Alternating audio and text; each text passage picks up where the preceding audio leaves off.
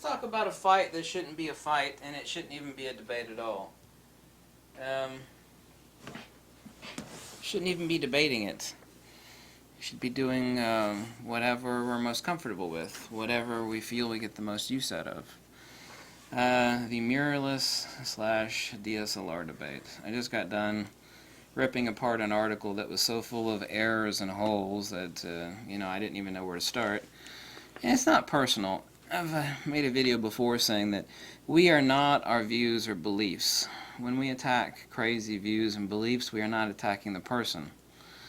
It's like if Bob holds some crazy view and, people go, look, Bob, you're crazy because that's not true because of ABC, XYZ, and Bob changes his view or belief.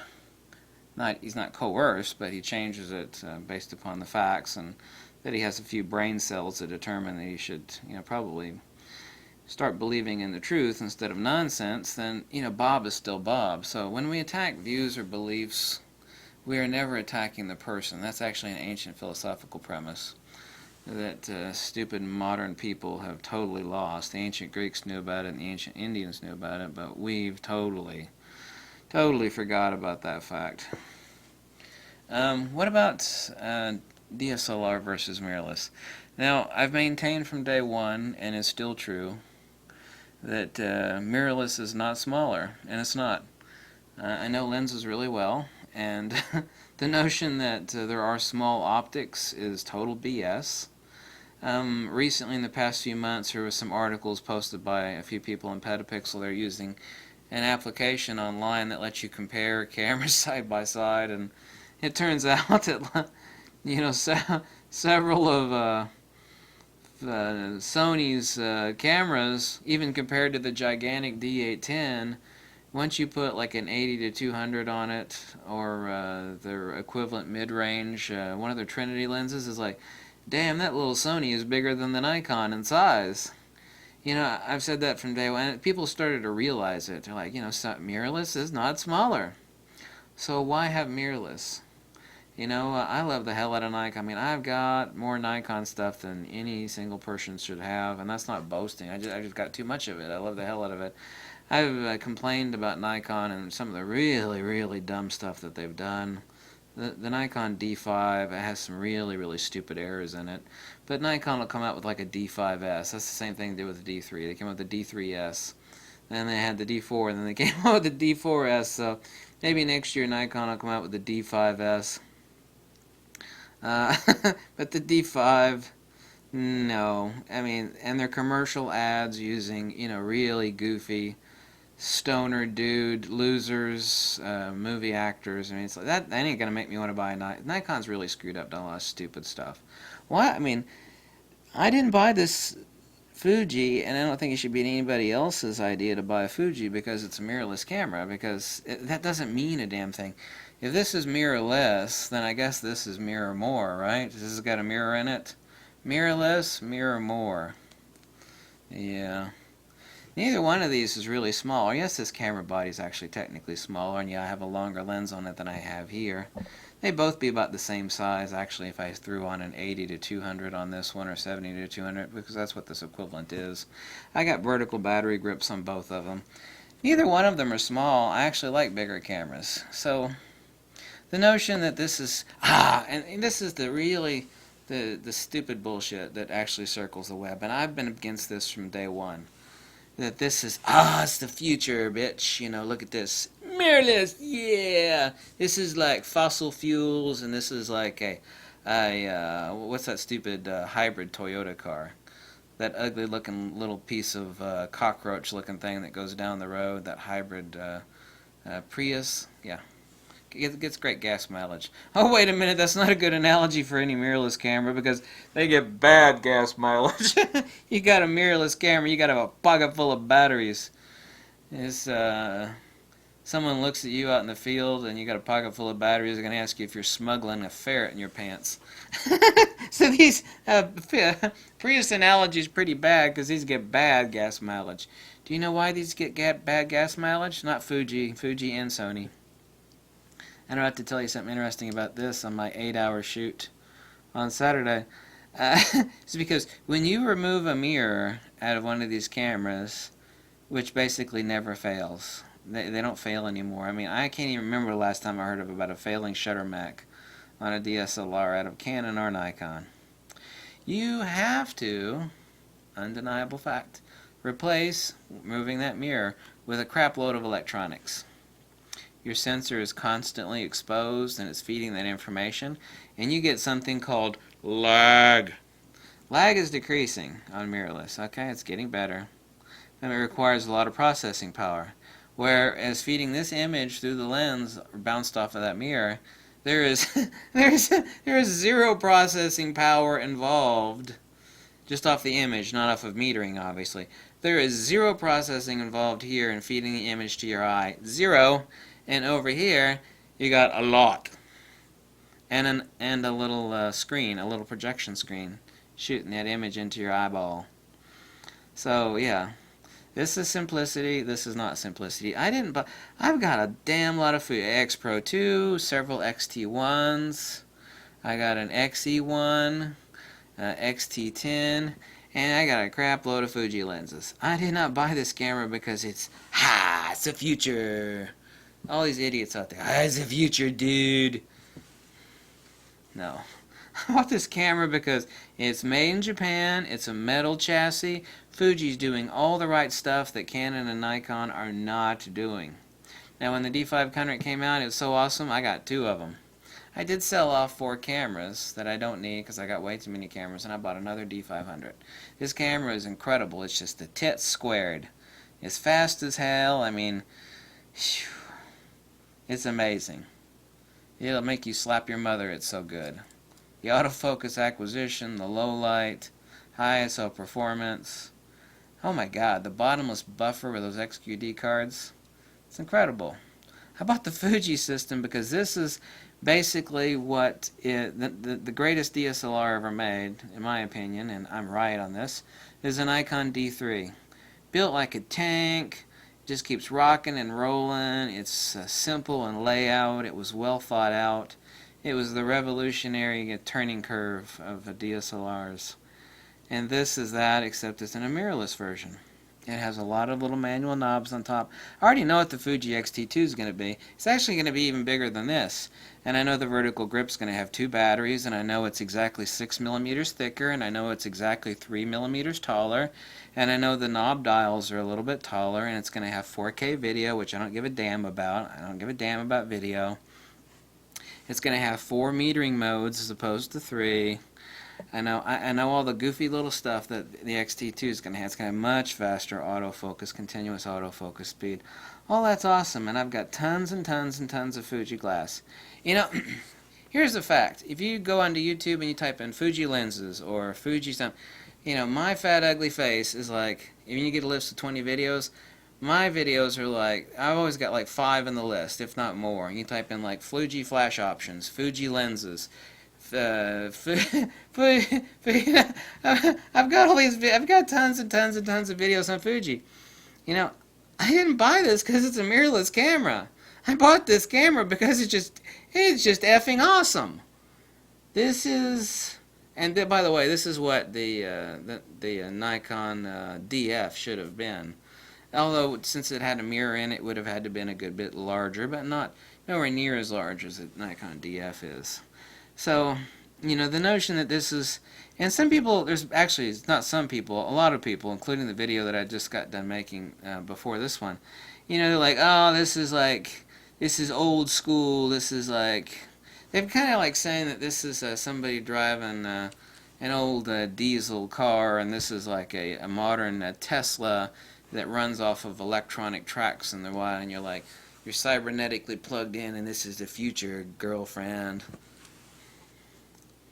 You know, there's an old saying that the last days of old technology, and DSLRs are not on their last days, not even by any stretch, are far, far, far, far better than the new days of new technology. Mirrorless is a new technology. You know, zero processing power to get the image to your eye here. It's just simplex optics. You got a lens and you got a mirror that bounces that crap up to your eye. Well, you don't have that over here. You have a sensor that is open all the time, and it's got a bunch of electronics that suck batteries like a vampire sucking on a cute chick's neck, that are feeding a screen to your eyeball. So you got zero processing power here to feed the image to your eyeball, and over here you got a lot. So each one of these things is, focus peaking on this camera. There ain't no focus peaking. By the way, if Nikon comes out with focus peaking, I think they are here very soon, maybe this year, Sony and Fuji are a little bit in trouble. Because focus peaking, my old manual focus lenses on the Fuji is just a dreamboat, especially some of the really expensive ultra-wide fast Zeiss lenses. I mean, that's just incredible. I mean, I can also, with a Metabones adapter, use all my Nikon lenses on my Fuji. And, here's the other great thing. Listen up. Nobody seems to understand this simple fact. Old Nikon lenses are better on this camera than they are on the Nikon. Why? Even though I'm really good at manual focus peaking at shallow depth of field is a dreamboat on this camera. Over here, it's a pain in the crotch. No matter how good your manual focus skills are, here at f1.4, f1.2, 1.8, and especially if it's bright outside, it's, there's issues there. No matter how good your manual focus skills are. And over here on the Fuji, it's just really easy. I mean, I got 3 colors to choose from: white, red, and blue. It's like, wow. So the old manual focus fast lenses work better on the Fuji than they do on the Nikon. It's like, well, damn. All I need is a $100 adapter. That $100 adapter is extremely well made, too. This is made as good as this. So Fuji's done everything right. I bought into the Fuji system, and I've been happier than a worm in a pile of poo, happier than a pervert in a porn shop. And Fuji, by the way, is not like Sony. A lot of Fuji shooters shoot other cameras. I know several Fuji ambassadors that shoot Nikon and Fuji. I think Zach Arias, I've seen him with Nikon D3s and other Nikon. Fuji doesn't give a crap if you shoot in other cameras. The notion that this is the future and that's the why you should buy it.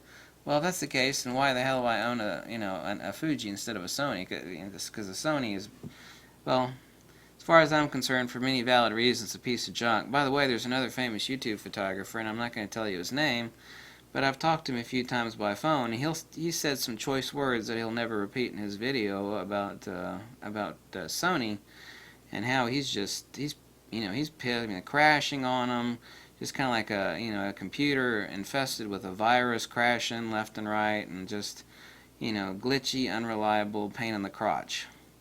It's like, you ought to make a video about that, but he never will. I mean, I can't speak for him, but it's not a good camera. So this whole mirrorless versus, and if this isn't a shift, I've said since day one the notion that mirrorless is smaller is total BS. It's not smaller at all, because optics are optics. You got a telephoto that's really, really fast. I mean, it's a huge ass lens. There's no such thing as mirrorless optics being small. Light doesn't give a shit, and people don't seem to realize this because photographers generally are not incredibly intelligent. Don't take this the wrong way. Photographers don't seem to realize that light doesn't give a shit whether it's pouring through a lens for mirrorless or a DSLR, because a fast lens is a fast lens is a fast lens, and they're all big and fat and heavy, like me. Big. There's no such thing as small optics. Not when it comes to Trinity lenses or big-ass telephotos at f2.8, f2. They're all huge lenses. This is not a smaller camera. The physical camera is smaller. The same thing with the Sony. There have been a lot of stuff on Petapixel and other places where people finally realize, oh, gee, these Sony cameras, they really aren't small after all. Because when you consider the batteries and have you seen the Sony? I mean, they're huge. They're huge lenses. And there's a comparison application online, and they've got the Sony right next to the Nikon. And the Sony with the same Trinity lens is bigger. The reason for that is that the full-frame sensor requires that the lens to be shoved out a lot further to allow the circle of projection to hit that full-frame sensor. The full-frame sensor in that shallow mount on the Sony does not work. It's no bueno. So they had to shove the lens out further with an integrated flange. That's undeniable. I don't care if you like it or not. It's a hardcore fact, and it's undeniable, and you could stick it somewhere. You can't deny it. So, the mirrorless versus DSLR debate is BS. You know, this is not a smaller camera, but I love the hell out of it because it's Fuji, it's made so well, it's designed so incredibly well. This sits right aside the seat of the Nikon D3 as far as ingenious professional camera creations. The Fuji X-T1 and the Nikon D3. So, anyway, I just don't buy that this is the future. I think it's another option, and the reason I own this is because it's a superior camera. Not superior to this or this, it just means in general it's a superior camera. That's why I own it. I don't buy this BS that this is the future. Well, sure, it's the future. This is old crap. Well, you know, let's take a look at that stuff. This uses XQD cards, okay? Fastest cards out there. There are CFast cards, but I don't think they're being used by anybody. Really damn fast. The buffer, the bottomless buffer on this thing, the continuous autofocus speed. You know, tell me what's old about this thing. Well, it's just an old DSLR, and they've been around forever, and they haven't Why the hell do you need to reinvent it? This is already the bird photographers and the action and sports and wildlife people that have been reviewing the Nikon D500, and I was the first person reviewing the D500 on YouTube. The people that now have it in their hands are sports, action, wildlife photographers. They're all doing this. Oh my God, it's so good. Why the hell do you need to reinvent something that's perfection already? Well, I mean, there's no such thing as a perfect camera, but I mean, damn. Incredibly high reviews. Why the hell do I need to reinvent the wheel? You know, some caveman invented the wheel, God knows how many hundreds of thousands of years ago. And, you know, what do we have now? Some pseudo-intellectual, flatus-sniffing douchebags, man.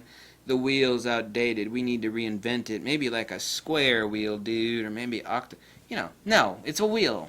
It doesn't need to be reinvented. If there's some super modern technology that comes along that with a 100 megapixel sensor and it's the size of this Apple mouse here and it comes with like 10 built-in lenses, that'll be the future. It's like you just whip it out and I'm going to choose the 3000 millimeter f2. Click and it's a 100 megapixel image. You know, if that's the future, fine. That'll be the future. But this is not the future versus old here. You know, that BS doesn't work. Because this is the fastest, best buffer, best sports action wildlife camera out there. So you don't give me this crap about, oh, it's old technology, this is new technology. I own both of these because they're both awesome. That's the reason I own them. They're awesome. And it's not awesome because this is a mirrorless and that's not, or this is not a mirrorless and this is. So the hell with that BS. Screw it. Logic, facts, and wisdom. Alright? Thanks. Catch you later. Bye.